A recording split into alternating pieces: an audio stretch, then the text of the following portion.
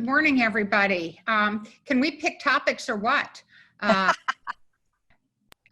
Election security.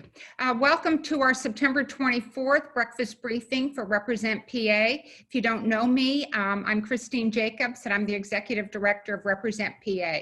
Our goal is to flip the Pennsylvania legislature blue with strong, progressive, powerful women, so we can really make a difference in the Commonwealth this year. We're in talking about election security, great topic. We're going to be blessed with three wonderful speakers today. Gwen Camp is a security consultant. She runs a political management firm and has extensive experience all over, both in Washington and in Pennsylvania. We're also going to be joined by State Representative Wendy Ullman, who's in her first term. She represents parts of Bucks County. She's a former English professor and serves on a variety of committees, including state government. And we decided that state government is a major topic of interest. And Wendy is, we were very, very proud to support Wendy last cycle in both her primary and in her general election. And we're very proud of the work she's doing, and as you will be when you hear her. We also going to have Ashley McBride, and Ashley McBride is the For Our Future Pennsylvania State Director and has long time been a voting rights advocate, and she'll talk about other issues that we can see this year. So, you know, voting rights are the big issue everybody's talking about, but let me give you a little bit of background on Represent. We have so far in 2020, we've supported 53 candidates with over $450,000. You have to, I can remind you that in last cycle, in the 2018 election, we invested $200,000 in races. And we fully expect to hit over the $500,000 mark this cycle with some fabulous candidates. Our candidates represent 25 counties from throughout Pennsylvania, including 15 predominantly red counties. And I mention that because we support candidates we think can win, and we're seeing the possibility of flipping seats throughout the Commonwealth.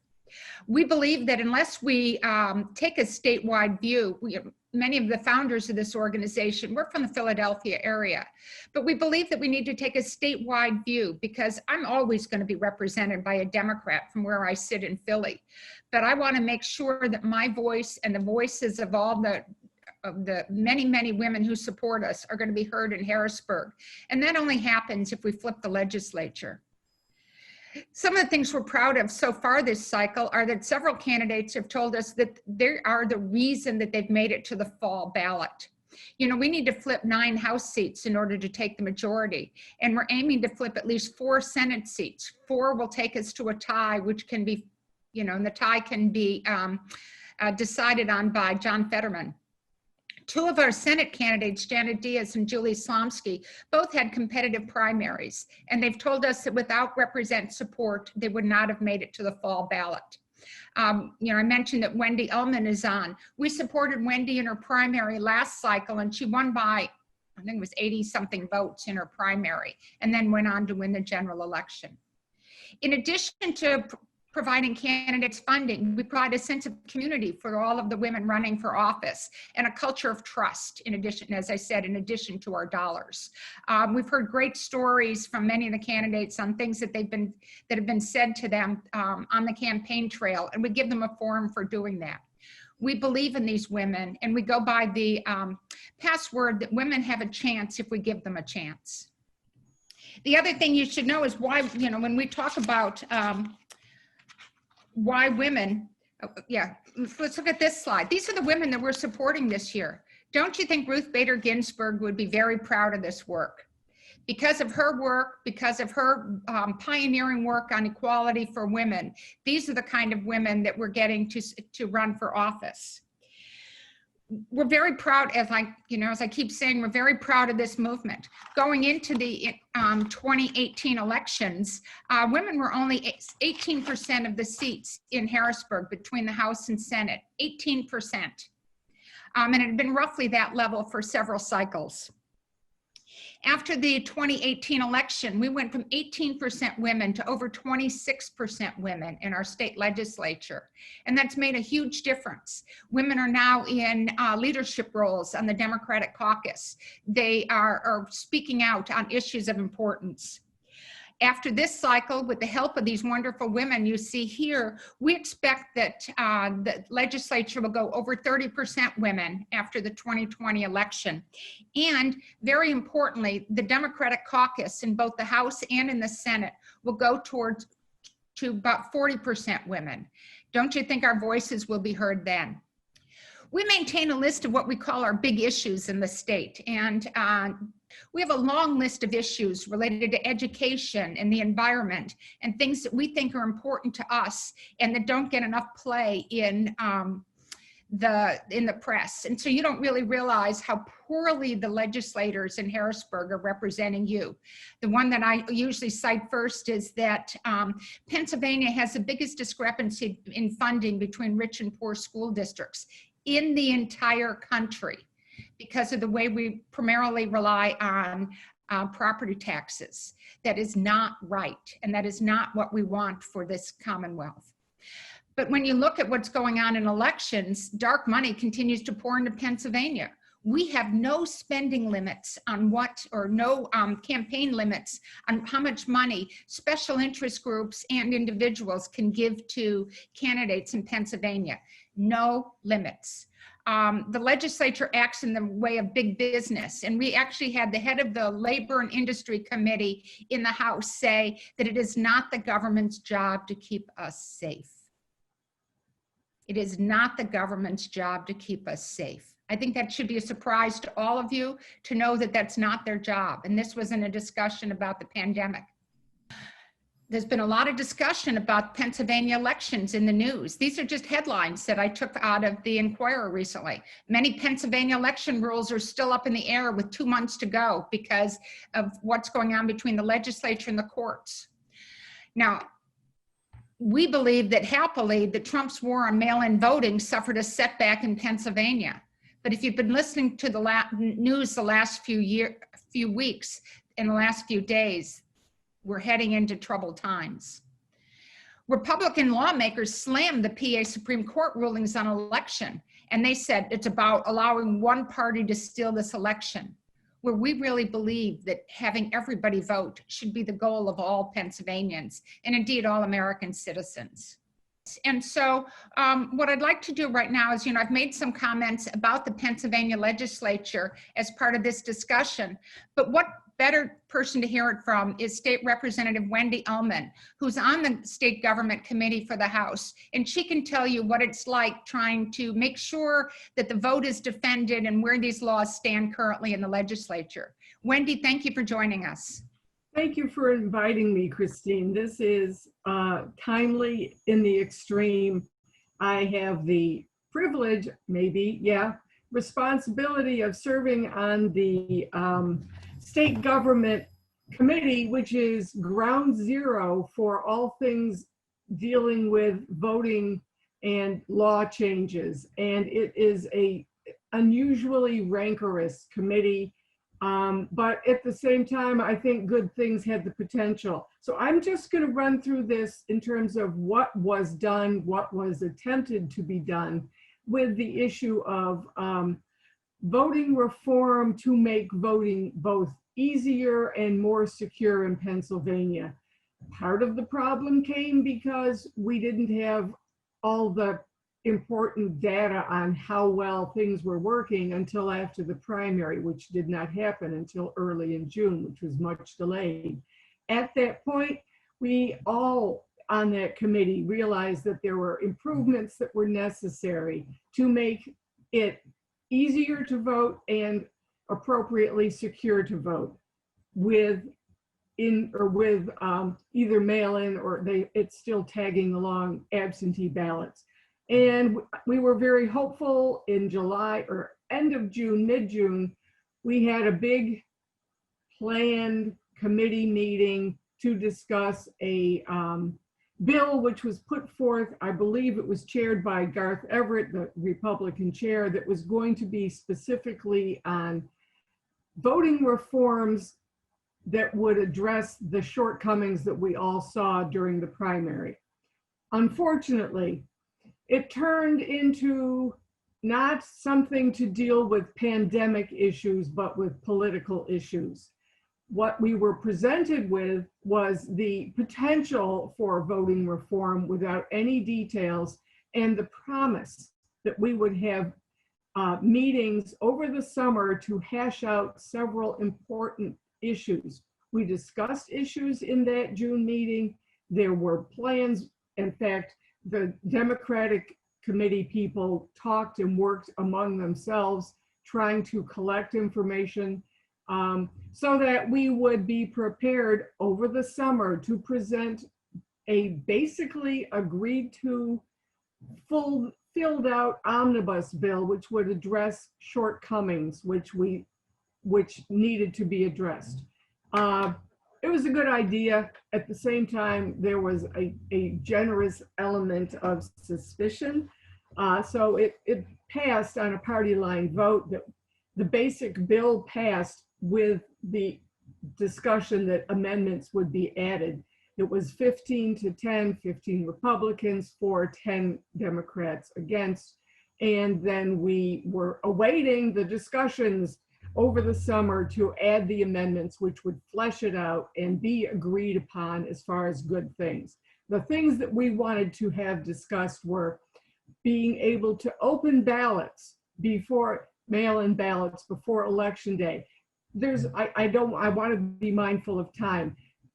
The potential for a logjam is that the machines that count, that tabulate the ballots, can do so very, very efficiently and quickly, but the physical requirement to open first one and then a second envelope requires a passage of seconds that require human hands. It could be as much as 30 seconds per ballot when we're talking hundreds of thousands of ballots upon the small number of employees of the courthouse who are designated those ballot openers. It was obviously going to be a terrible logjam.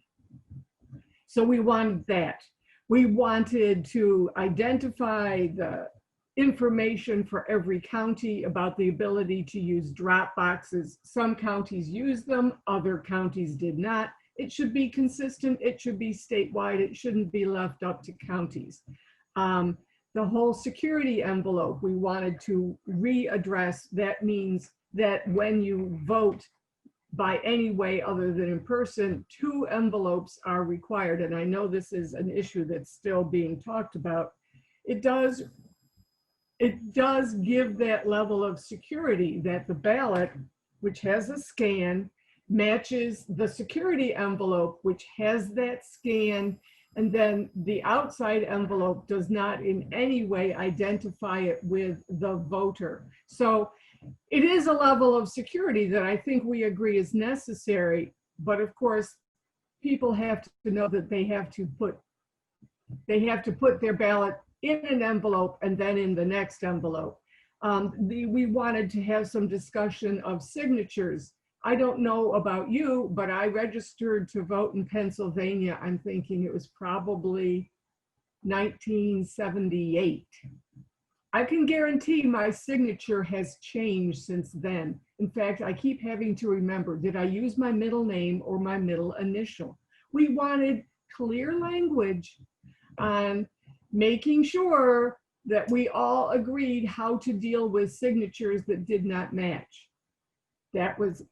And then of course the spoiling process, which is very poor phraseology. If someone comes in with their ballot but wants to vote in process or in person, we wanted to have consistent rules that we could telegraph, communicate, and educate about, so that every voter knew exactly what would happen. And the same thing that happens in Bucks County happens in Elk County. So those were some of the issues that we wanted to address, as well as where vote tabulation would occur and the deadline for vote tabulation.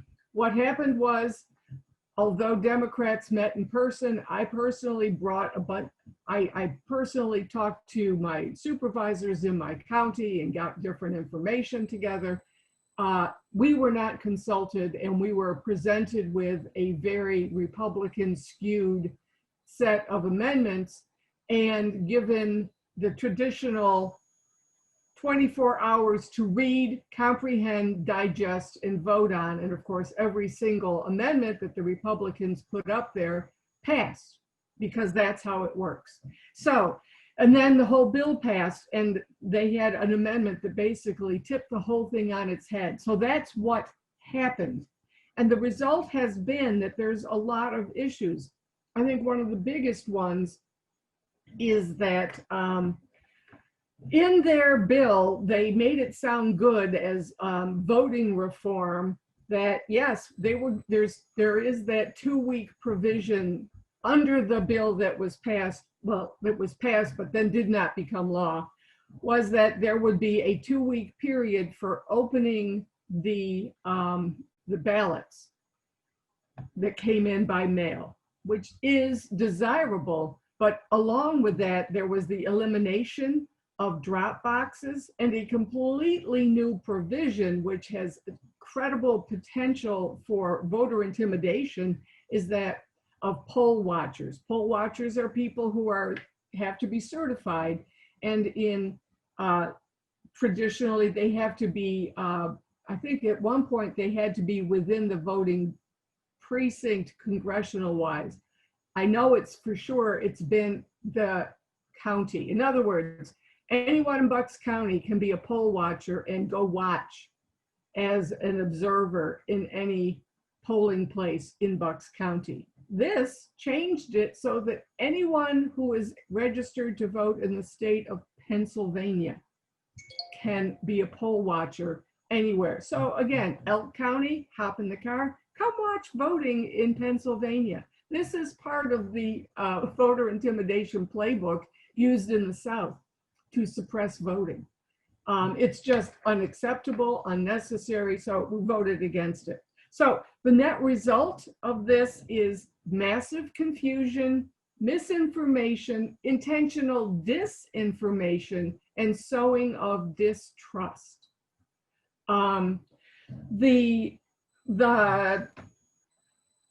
other issues are that we also wanted to talk about giving counties money to train workers, hire more workers, without appropriating the money to make this happen. Our counties are pulling money out of places where they don't have it to make this happen.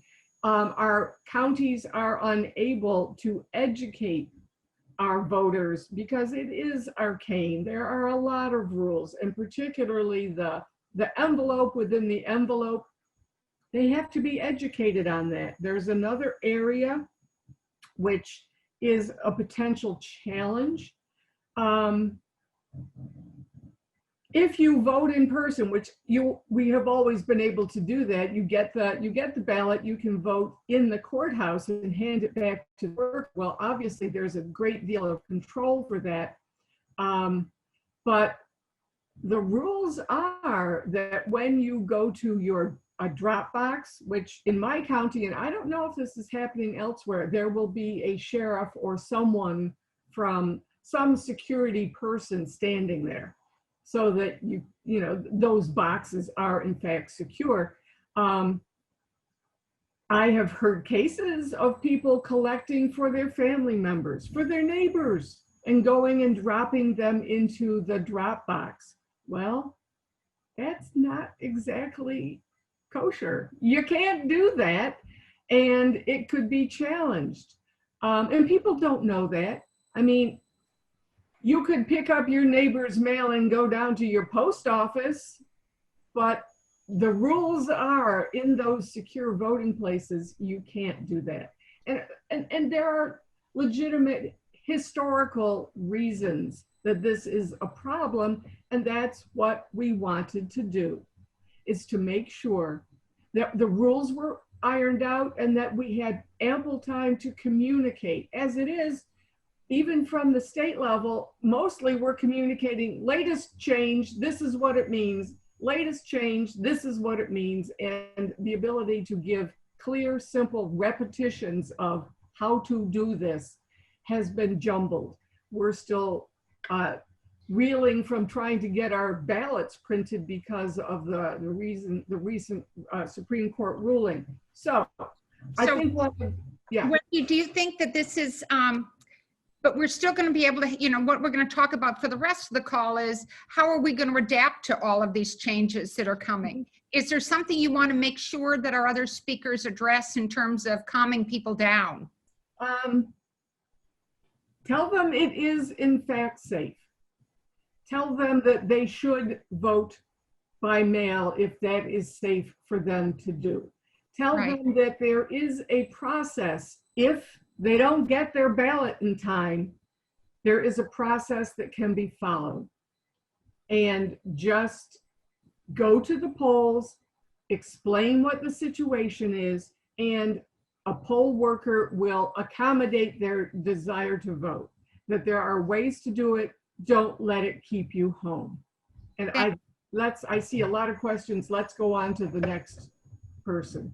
Okay, thank you so much, Wendy. I think that we all understand that you're up against a lot of difficulties in Harrisburg, and we so appreciate that you're fighting for Pennsylvanians. I want to remind you that part of the goal of Represent is to send the reinforcements in so that we can put you in the majority next time. So thank you, Wendy. And are you able to stay on, or do you have to go on? Okay, that's great. So we may have questions for you later. Thank you. Ashley McBride, welcome to a Represent call. I understand you're working for, you know, on the challenges and the obstacles. What are you seeing as the big obstacles that, you know, some of which Wendy has laid out? What are you seeing in your world? Absolutely, and I want to thank the representative for all of her hard work, and certainly you, Christine, for making this happen, and Represent for all of the amazing work and the support that you give to candidates. I think we are in a raging pandemic, an economic recession that has decimated state and local budgets, critical poll worker shortages, the fear of long lines at polling locations, a mail system that is beset by politics, and just the disinformation campaigns that the representative mentioned. Election officials or administrators across the state have been walking the tightrope for a while when it comes to smooth voting process, but the sheer number of obstacles that they face this year will pose one of the greatest challenges to the voting infrastructure in recent memory. Chief among those challenges is, again, we are dealing with a persistent virus that can make the physical proximity deadly, has altered the course of our voter behavior. What started out as a year-long effort by election officials and cybersecurity experts to secure in-person voting by both in machines and the polling stations themselves, in a matter of months has morphed into an urgent scramble to set up state and local infrastructure capable of handling massive vote by mail applications. An increasing proportion of poll workers are, for whatever reason, we know that a number of our poll workers have been our seniors and are unable to do that. And it further complicates the efforts for many counties to facilitate in-person voting. So while some of our local officials have been very vocal in their frustrations, I think that we can say without a doubt that Democrats in both the House and Senate have worked tirelessly to make sure that the resources are coming down to counties and that they have the support that is necessary. The greatest threat, I believe, that is facing vote by mail comes not just from the process itself, but what we see is the manipulation of public perception of that process by both domestic and foreign actors. As the representative mentioned, there's so much different disinformation out there, or misinformation about the process that seeks to instill fear. And the threat actors have leveraged this limited understanding regarding mailing and voting process to mislead and confuse the public. Chief among those culprits, unfortunately, is the sitting president of the United States, who has waged a relentless and evidence-free campaign to undermine confidence in vote by mail, as public polling continues to show wide disparities in voting preferences of those who are likely to utilize vote by mail this year. You know, again, we look back and we just recently celebrated 100 years of the suffrage movement, women obtaining their right to vote, their long denied right to vote. The 19th Amendment has reshaped American politics politics, but women's unfettered access to political rights still remains in question. On one hand, we see that women across this state and across this country are heading to polls in just historical numbers, a higher proportion of women eligible to vote than men in recent elections, well, really in every presidential election since 1980. On the other hand, the amendment was not designed to address intersecting identities, particularly those involving race. And when we look at these disinformation campaigns that are sought both by foreign and domestic actors, we know that there are women who are targeted in these conversations, but we're happy to say here in Pennsylvania that the number of women who have signed up to vote by mail are actually outnumber men. And so that is, again, the work of this organization who has shared the importance of it. Today, women are more likely to vote for Democrats than Republican candidates, which we know, and they are more active when it comes to being involved in the process. When we talk about how we can get involved, I think one of the major things is that we see in the organization that I work for, we have lots of volunteers, but the overwhelming majority of them are women who are working, who are professionals, who have families, who have other responsibilities, but are saying that this election is so important that they're going to carve out time and be intentional about giving back time to support candidates. We know that it's just simply, for those of us in this work, it's harder to be heard as a woman. And when I think about voting gives us an opportunity to make sure that our voice is heard. Women historically haven't always had the right to vote. So it's so important to recognize the power that is in our vote. I would like, if, again, I know that we're a few minutes behind, but I just want to tell you a personal story. I do this work because I was raised by my grandmother, who was born in Selma, Alabama in 1909. She didn't obtain the right to vote until many years later, and she talks about what the Voting Rights Act meant to her. I remember the excitement as I held her hand and we entered the voting booth. It was something that I grew up in South Georgia, and my grandmother was intentional about waiting until I got out of school to go vote.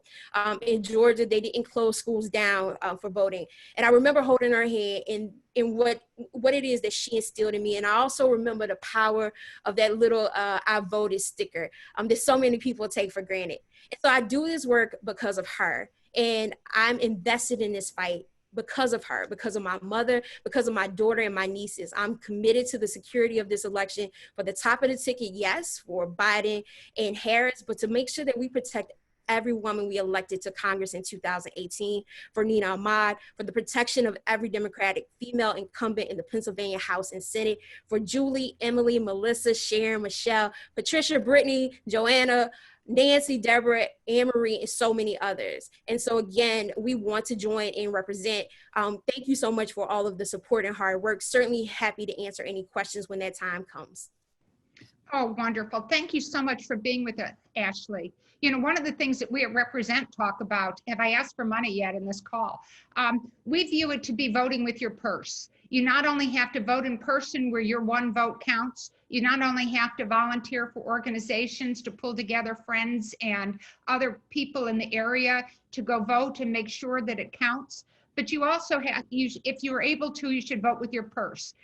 Send money to Represent, send money to individual candidates. Money is speech. I remember I mentioned before that in Pennsylvania, there are no limits.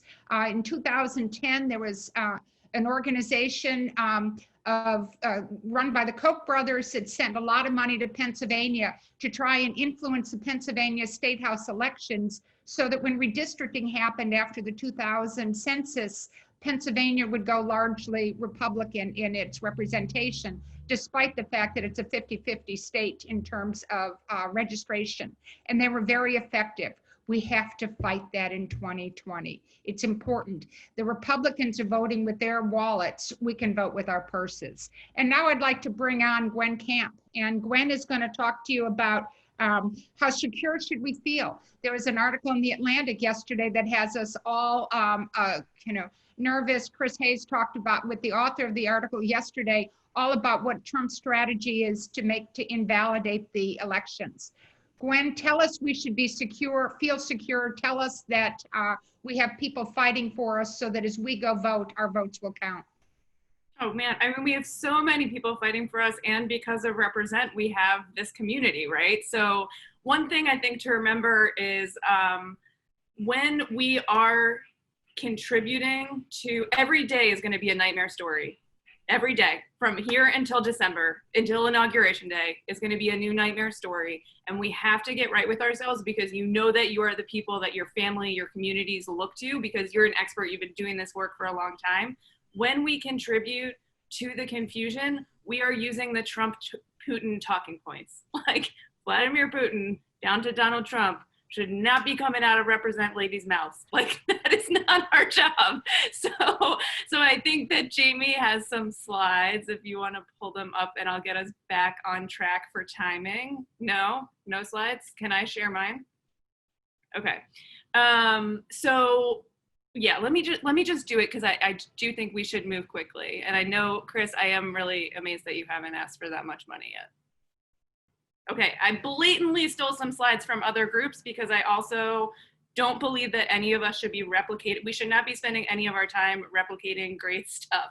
So my overarching message is that everyone has a job this election, and everybody who's done something and has been part of it, it's great, but we have to kick it up to 11 like nobody's business. And some of it is just really boring and saying facts and being against that, you know, all of this Trump-Putin machine. It's not happening. 40 days, Jesus had a hard time in the desert for 40 days. It's going to be a hard 40 days, but we can do this, right? Like, take your strength from wherever you take it.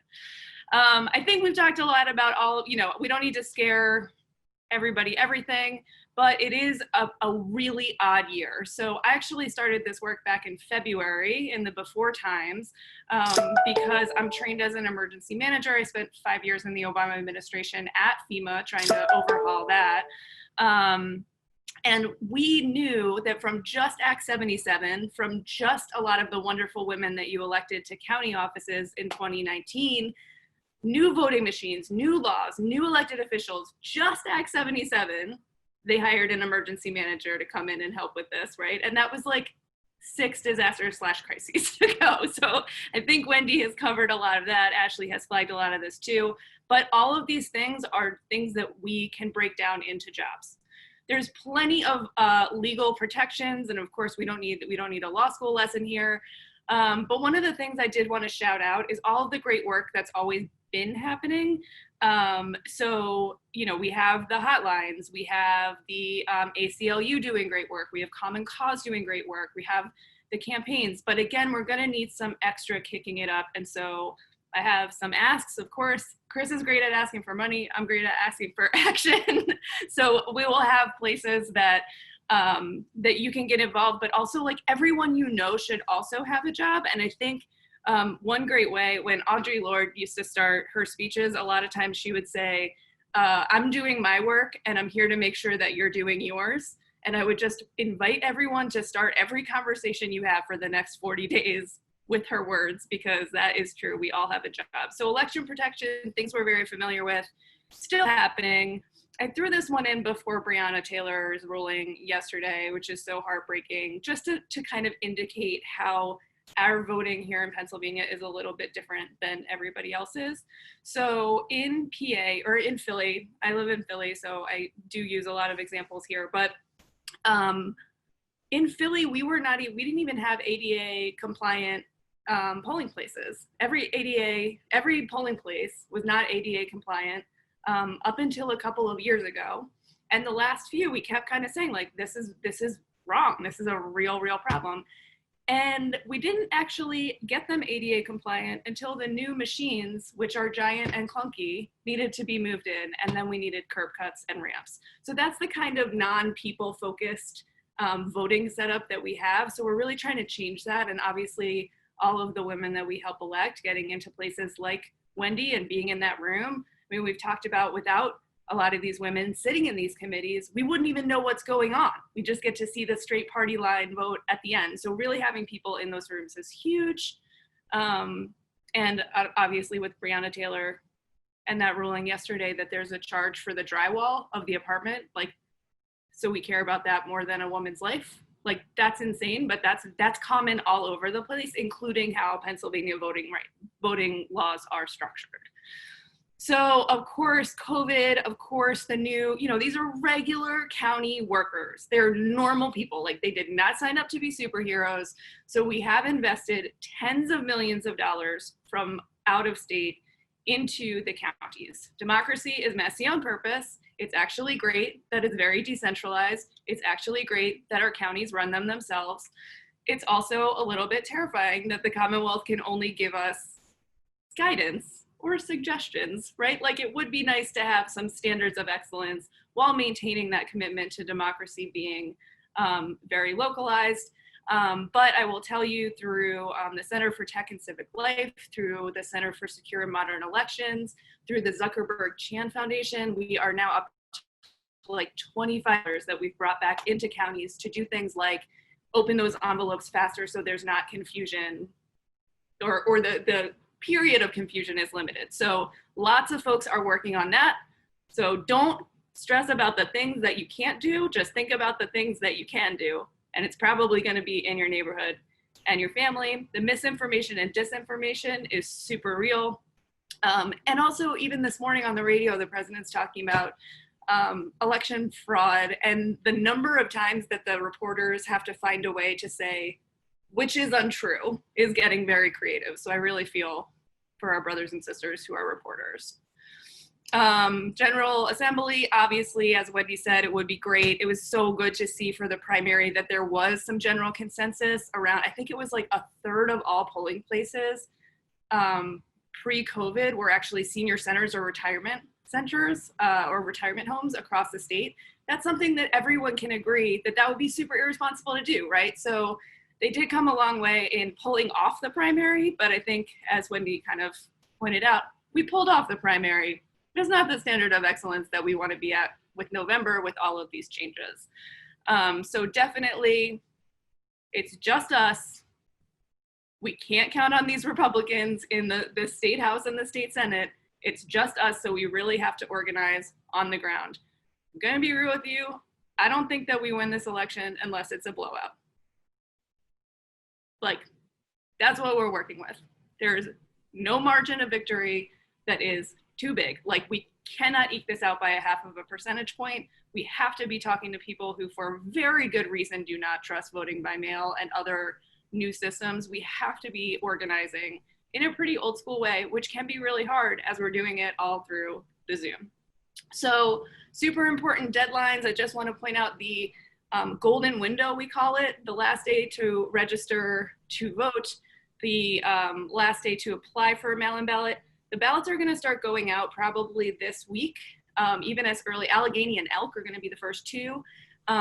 When there is ballots in the field and early vote centers open, and you can also walk into your county election office, but that's like not convenient for everyone, obviously. People can actually do all of it at once, and we call that the golden window. Is if a non-registered person wants to go in, they can register for mail, they can register to vote, they can get their vote by mail. And in the early vote centers, I think a lot of us kind of pictured it being like this, like the voting machines, like you go in and like it's a voting machine. You actually just get it's like a flat vote by mail. Hopefully there will be stickers. I love the stickers. Ashley's so right. They really are powerful. And they actually polled really importantly as well. So with those early vote centers, it's a great opportunity to get everybody registered, voting, dropped off. The mail system is totally safe, but if people are gonna feel better using drop boxes, we also just secured 250 drop boxes because we were hearing from counties that they were hard to find. So we have drop boxes that we'll try and get out. And then obviously Election Day. After Election Day, and we can clearly see where I ran out of time to do cute slides or steal them from other people, I wanted to flag 3 things that you should be aware of just to help you sleep a little bit better at night. So election night, obviously, we're not gonna know who the president is. And we need to get very right with that, with every reporter we talk to, with all of our community meetings, everything else. So since we can accept the ballots that are postmarked by Tuesday until Friday, that is likely when some of the smaller counties will be done. The smaller counties are more red. The smaller counties are voting in person because their president is telling them that COVID's not a real thing. So the blue slide is real. It is definitely a concern that President Trump will declare victory when he in fact does not have it, which is why we're asking everybody to vote by mail or by the drop boxes, but also do it very early to make life less horrible for these folks who are trying to do a fast count. By November 18th, the election will be certified. And then our beautiful electoral college comes in. So this is another reason to fight like hell for our state-led candidates. It is so important, right? And as we are looking at different emergency planning scenarios, it is gonna matter not just who wins the presidency, but who wins the Senate indeed as well. And of course, with our beloved RBG, just so brutal, such a heartbreak, but also our democracy shouldn't hinge on a tiny little woman who has served us so much for so long and given us so much. That's insane. So making a more resilient one is definitely contributing to all of this. Into Inauguration Day, Chris mentioned the story in The Atlantic about what if we have two guys show up to be inaugurated and one has all the trappings of the presidency and is the commander-in-chief of the military. We will think through all of those like disaster scenarios so you don't have to think about them, just focus on getting a blowout. And for every single one of us having a job this election, and I'll throw these up in the chat, this is where our job is a little bit unsexy.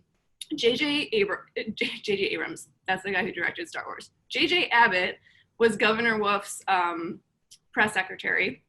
He started Commonwealth Communications, and they are awesome. So what they have done is they're taking all of the messaging and using the same exact words so that for all of our groups, we're not saying puppies for small dogs or whatever. In looking at it, would I edit and change a couple words? Yes, and we're saying, actually, don't do any of that. If we're gonna talk about naked ballots, if we're gonna talk about vote by mail, like let's all use the same words all the time and we can use our different colors and fonts, etc. Poll workers, as Ashley pointed out very brilliantly, we don't get to have an election day without poll workers. You can sign up there. The compensation is generous. In Philly, it's $200 for the day and an extra $50 if you do the training. And then there's all kinds of other election monitoring. So I'll throw these up in the chat, but it's gonna be a wild ride. It's gonna be all about, and what I really like about how JJ structured it is that every week, and you can sign up for these emails that you'll get every week. It's saying like, this week, our most important message is about voting by mail. This week, our most important message is that you're running out of time for vote by mail. This week is what, so it's like really, really organized and great and easy to understand. And I think that is it. So I will turn it back over to Chris. Thank you so much. And thank you to all of our speakers. I want to give you, I want to recap what I've heard because some of the questions keep coming up, and then Helen will send some questions on to our speakers. First of all, what I heard was, if you apply to vote by mail, please do that. Don't let them scare you. Don't use the Republican talking points that ballots are not going to be counted. Apply for your mail-in ballot. When you get it, fill it in as quickly as you can, and if you don't feel comfortable with the post office, take it to a drop box. There will be drop boxes all over the Commonwealth. You can find them online. You can call the PA Dems voter hotline and they'll tell you where the local drop box is. I happen to know because I'm a hotline person periodically. I do shifts there just to find out what voters are asking. Do it.